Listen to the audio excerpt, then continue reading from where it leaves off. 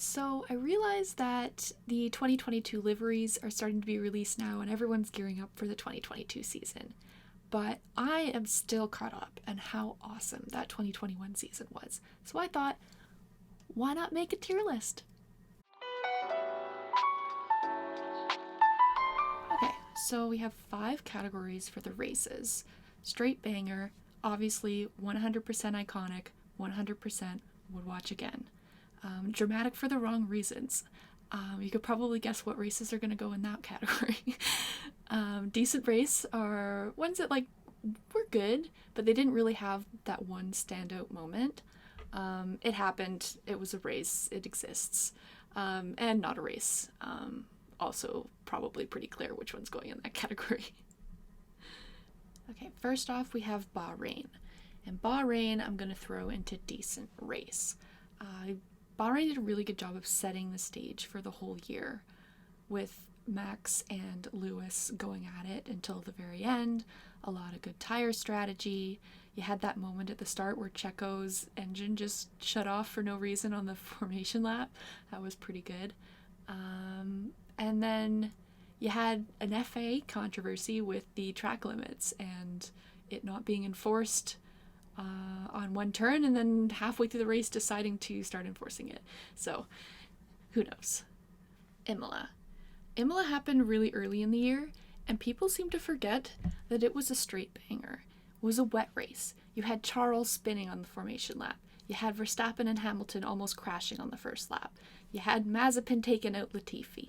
Schumacher crashing behind the safety car. You had Hamilton sliding off into the gravel pit trying to pass back markers, and how he didn't get stuck in the gravel pit is beyond me.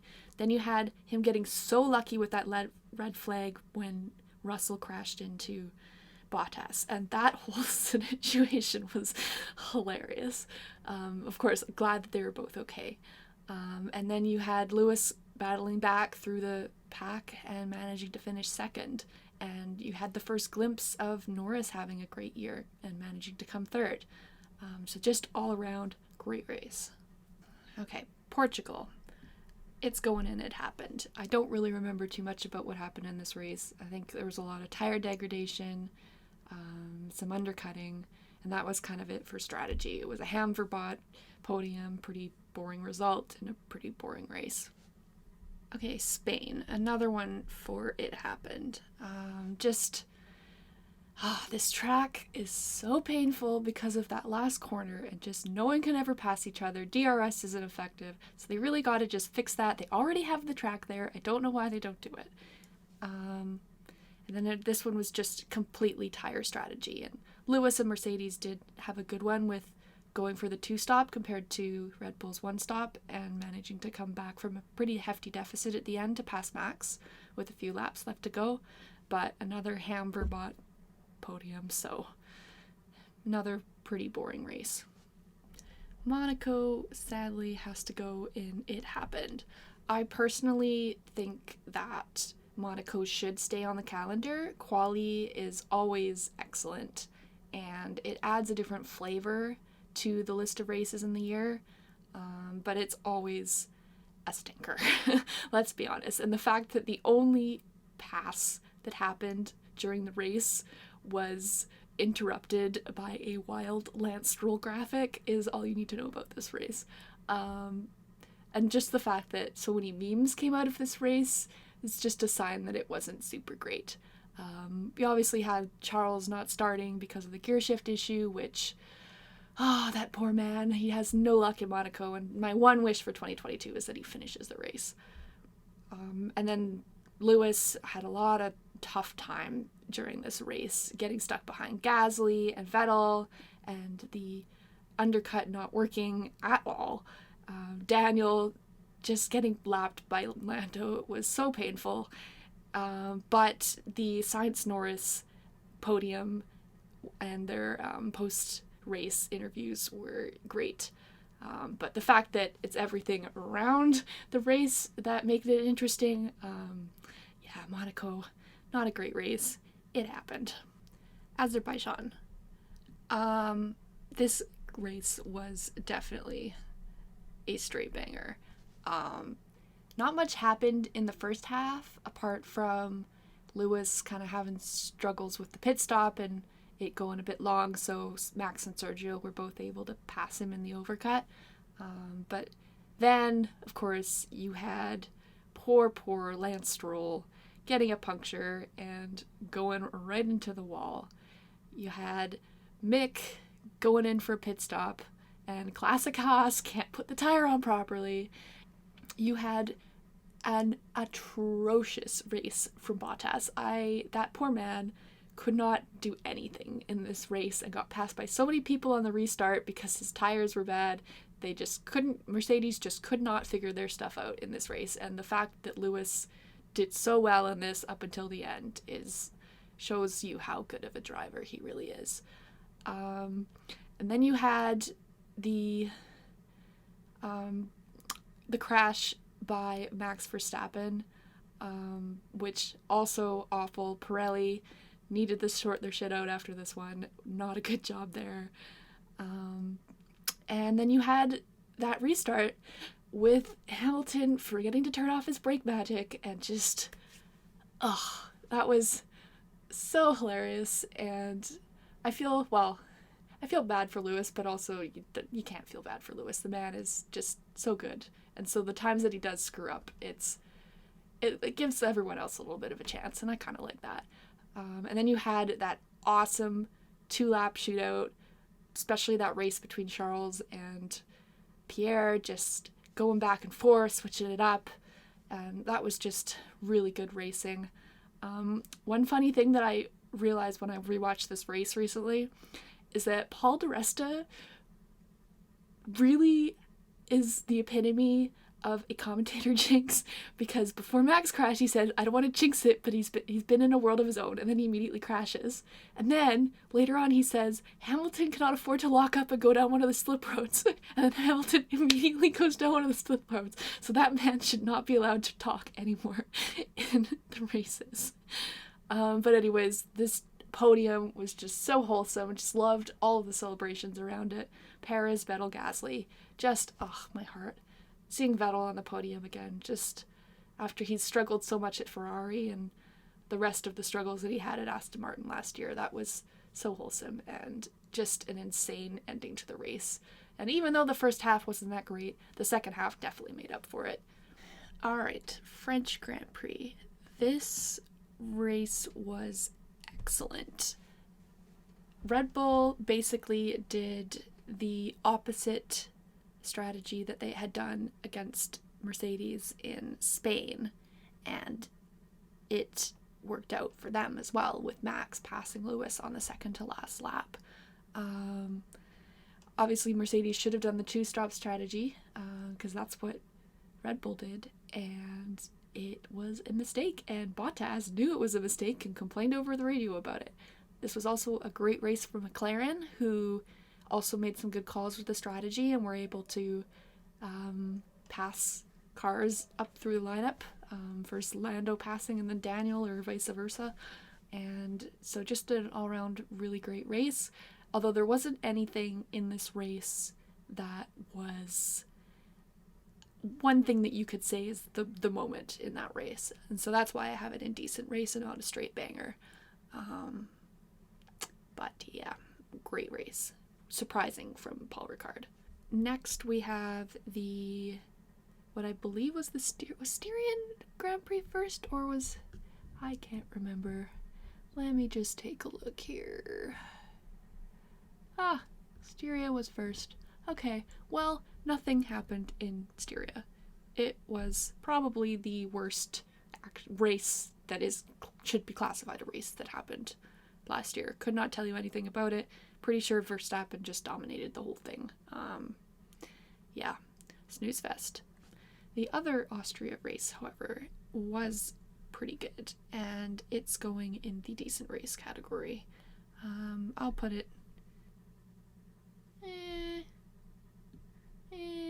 I'll put it there. So in this race, Norris did excellent in qualifying, and I think the fact that he was so far up the order kind of mixed things up a bit. So you had him pushing Perez off the track and getting a 5-second penalty, and then you had Perez pushing Leclerc off the track twice and getting 2 5-second penalties. So that was kind of a bit of the excitement. Hamilton got damage, and so he had to let Bottas pass him for once, which was kind of interesting. And Norris was then able to catch Hamilton because of that damage. And so this was just a great race, a lot of little things happening. And yeah, it was decent race with Norris getting another podium. You might be able to tell I'm a big McLaren fan. Great Britain. This was where the championship race really came to a head, with probably the best first lap racing of the year until Lewis clipped Max's back right tire and sent Max way off into the barrier. And oh boy, so that was quite the moment. And quite the controversial moment. I don't know if a 10-second penalty was enough for Lewis there. And the fact that he was able to repair his car during the red flag right after. Obviously, that's the rule that applies to everyone, and Max benefited from it later on in the year too. Just very interesting, and I feel so bad for Charles, who probably would have won this race if not for the fact that his engine was cutting out. And Lewis was able to come back and win the race. So a lot of controversy all around in this one. I don't really remember too much of what happened kind of in the in-between zone, so I think I'm going to throw it in decent race. But obviously had huge implications for the title race. Okay, next up is my personal pick for the best race of 2021, and that is Hungary, which is going in straight banger. This race had everything. It had Bottas wanting to play bowling and taking half the grid out along with Lance Stroll on the first corner. It had everyone pitting for slicks except for Lewis, and so Lewis started on his own because Mercedes made a terrible call, and so Hamilton was sent to the back of the grid and had to fight his way all the way through. You had Ocon somehow being in the lead and Vettel battling with him for the victory, and you had Max trying to fight through from the back as well with damage. Then you had the best wheel-to-wheel racing of the year between Alonso and Hamilton. Just so good. Alonso, I didn't really get it with him until this race, and he's just such a good defensive driver. And then you had the end and the most wholesome podium celebration. Ocon like sprinting because he accidentally parked on the track and had to like sprint through the whole pit lane. You had Vettel, who ran out of gas and unfortunately was later disqualified, which hurts me so much. Poor Vettel, just having such a bad time. And then you had Sainz somehow getting a surprise podium again because of that disqualification. So, I love this race so much, and definitely one that I will watch whenever I'm having a bad day and want to feel joy. And coming back from the summer break, we have Spa, and this was not a race. I don't care what the FAA says. The fact that they did 2 laps under the safety car, not a race. They should have refunded everyone who went to this race, and it is very terrible that they did not. And the fact that they put on this sham to say that they had a race when it wasn't a race, and then gave half points to everyone, just it's not a good look. Obviously, was super great that Russell had that incredible qualifying and was able to come second and get that podium. Kind of a bummer that this was his first podium in F1. Would have probably liked it to have happened in Bahrain the year before, but at the Secure Grand Prix. But yeah, the only good thing to come out of this weekend was that apart from all the memes were great. Great memes. Also, always a sign that the race was not good or was not a race. And next up we have Zandvoort, and I have Zandvoort as one of the worst races of the year. The track, really cool. I'm hoping that next year the racing will be better there, but just Max dominated the whole time, and there wasn't much that happened really, and not much passing. I think maybe it was just difficult for people to pass on this track. It's kind of narrow. So I'm hoping that next year it'll be better with more racier cars, but yeah, just not a super great race. And next up, we have my favorite race of the year. Different than the best race, my favorite race. And that is Monza, and it's going on straight banger. Now, placement of these three.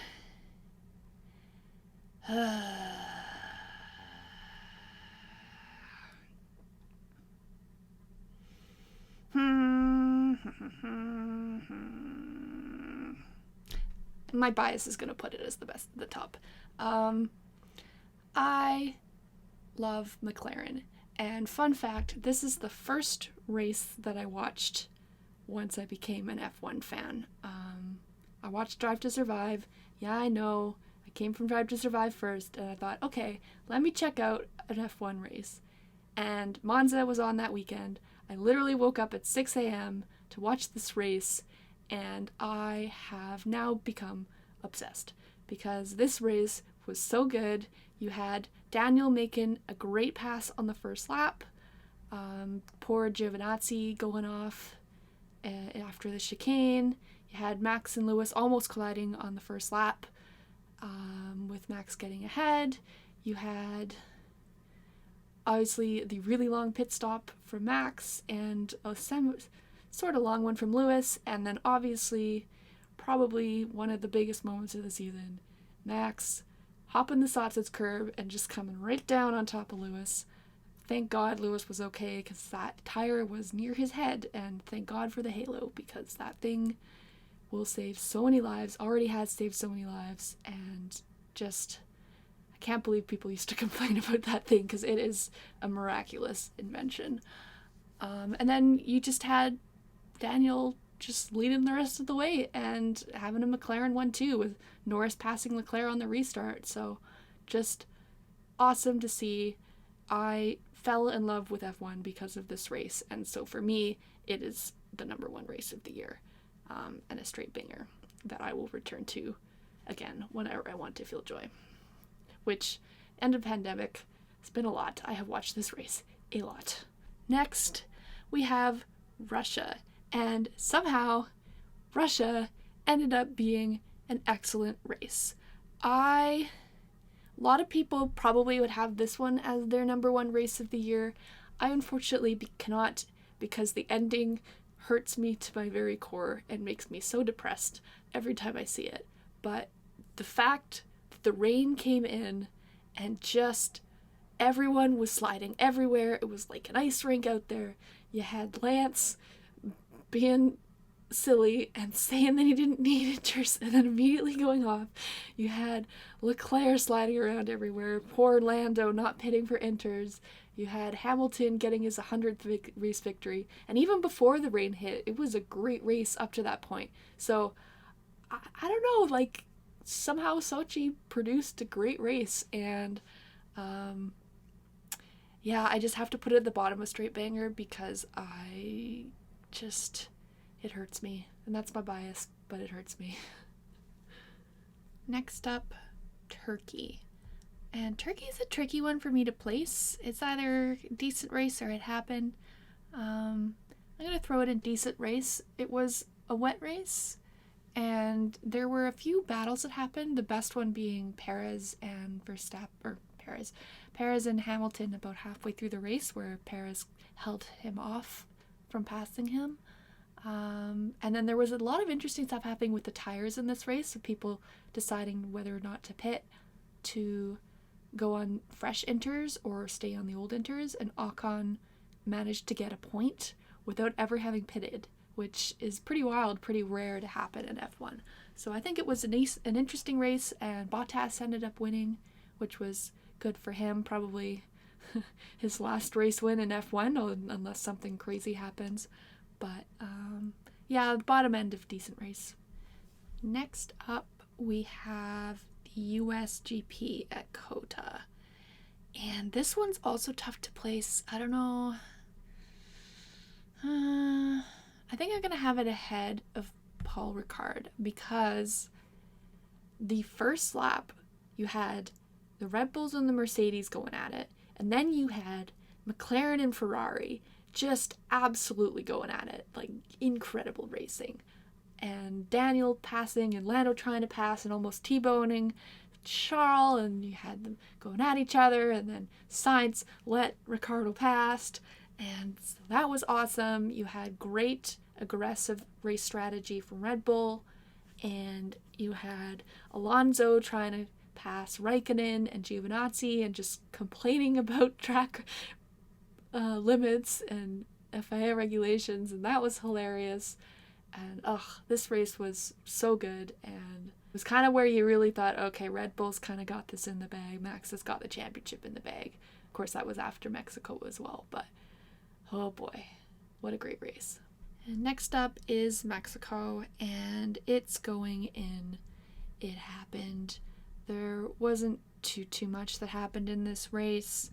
Max was able to get ahead on the first corner, and let's put it ahead of Zandvoort. And you had Daniel taking out Bottas on the first lap, and then both struggling at the back the whole race. But people just couldn't pass in this race, and Perez was trying to get past Hamilton to get up into second, but couldn't. But just the podium with him and his dad and his son was just so wholesome. I loved the podium. That was the only really good part of this whole race. Other than that, it was pretty much a stinker. And next up, we have Brazil. And before this race, I didn't fully understand what made Hamilton such a great racer. And when this race happened, I was absolutely blown away. I think it's probably one of Hamilton's best races of his whole career. And even though he had a rocket ship attached to the back of his engine, just the number of overtakes that he was able to do, and his racecraft, and maintaining composure when Max was doing his thing, trying to pass him, the sprint race and the fact that he went from last to 5th and then was dropped down to 10th because of the engine penalty and then managed to win, just unbelievable. And I've never been so impressed by a race, and definitely was the best, I don't know how to say it, like, I guess the best race by one person of the whole year. And so I think I'm going to throw it just at the back here, behind Russia. Okay, next up is Qatar, and this race was interesting. Definitely was not a great battle for first and second, as Hamilton finished miles ahead of Verstappen, who finished miles ahead of Alonso. But that race for third was awesome. You had Perez going for the 2-stop and a bunch of people going for 1-stop. You had punctures happening left, right, and center. So the end of that race was quite interesting, but there wasn't too much overtaking. And without Alonso placing on the podium, I probably wouldn't have it this high, but it was just very wholesome. And the fact that Esteban was told by Alonso to tell Esteban to defend like a lion was so great. And if you would have told me that Alonso and Ocon would have the best relationship of teammates on the grid, I would not have believed you in a million years. Like, Alonso is kind of known for being a bit difficult, and Ocon has gotten into plenty tiffs with his teammates over the years, and so just the fact that they just seem to be so supportive of one another is just, it's the best. And this was El Plan in action. Alright, and then we have the last two races, and Saudi Arabia is going in dramatic for the wrong reasons. A big part of this I do not like this track. I think it's a little bit too dangerous, and the entire time I was so stressed out because I was worried something terrible was going to happen. And the fact that Perez got hit on that second restart and got turned sideways could have been a disaster. The fact that Mazepin went right back into the back of Russell also could have been much worse. And the fact that Russell immediately after this was pretty pissed about it, very understandable, and I'm glad that they are making changes to this track because I think it's just a little bit too dangerous. The only things that really happened in this race were because of the red flags, and then the FIA just absolutely doing a terrible job. The fact that they were debating and proposing grid places to Mercedes and Red Bull was just weird, and you had them not even like telling Lando what place he's going to start on the grid because he's so distracted by whatever's going on in the front. Just not acceptable. And the 5-second grid penalties going to Max, and then having to trade the places back, and then Max slowing down and brake checking Lewis. It was just like, this race was so dramatic, but like none of the racing was good. It was just all dramatic because of all of these other things going on. And so it's going in dramatic for all the wrong reasons. And then finally, obviously, Abu Dhabi also going in dramatic for all the wrong reasons because of that last lap. And this race was a bore. Apart from Perez and Hamilton going at it in the middle, and Perez managing to allow Max to make up like 8-second gap. That was great. You had the start of the race with Max making a pass on Lewis and Lewis cutting the corner and not having to give the place back, which I kind of understand. I don't know. I don't think I agree with that. So that was another thing with the FIA managed to screw up. And you had the last lap with Max and Lewis. And Latifi, poor man, deciding to blue turtle shell this race. I still don't know how I feel about this ending. I think if the race had been 1 lap longer, everything would have been fine. Because, unfortunately, safety cars are part of F1, and Max made the right call with the tire strategy and would have deserved to win. If the race was 1 lap shorter than this, there wouldn't have been enough time, and it probably would have just ended under safety car. But the fact that it was ended on the lap that it did meant that Michael Masi basically had to choose who he wanted to win the race. And that's at least how it felt like. He could either end it under safety car and Lewis would win, or not end it under safety car, and it was pretty inevitable that Max was going to win. So it's just a pickle that I don't think either way he would have done it. Half of Twitter would have been upset about it. But I think that he should have ended it under safety car or red flagged it several laps earlier. Because, or of course, allowing all the lap cars to remain in place, because he didn't follow the regulations, and that was just not a good thing to do. Unfortunately, though, looking at it now, there isn't anything that they can really do about it to change it, I think, because it wouldn't be fair to Max, because he did everything right in that situation. It was just the fact that the FIA just completely bottled the ending of this race.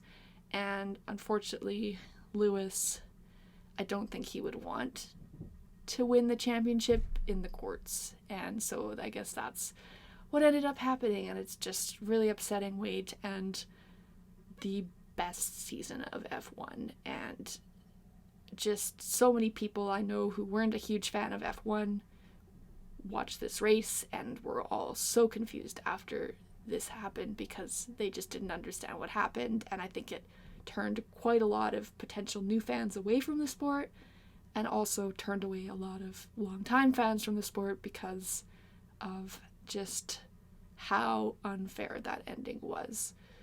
So happy for Max to win his first.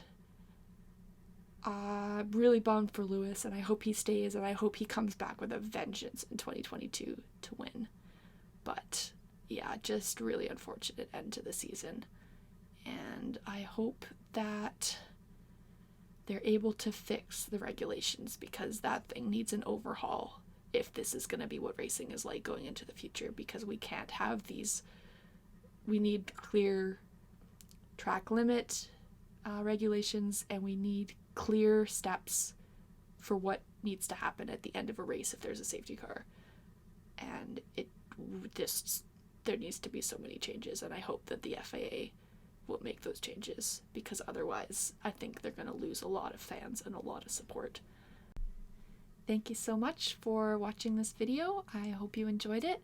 Comment down below if you have any opinions that are different than mine about any of these races, and follow along if you want more content from me. I'm hoping to make some reaction videos and some predictions and that kind of thing throughout the 2022 season.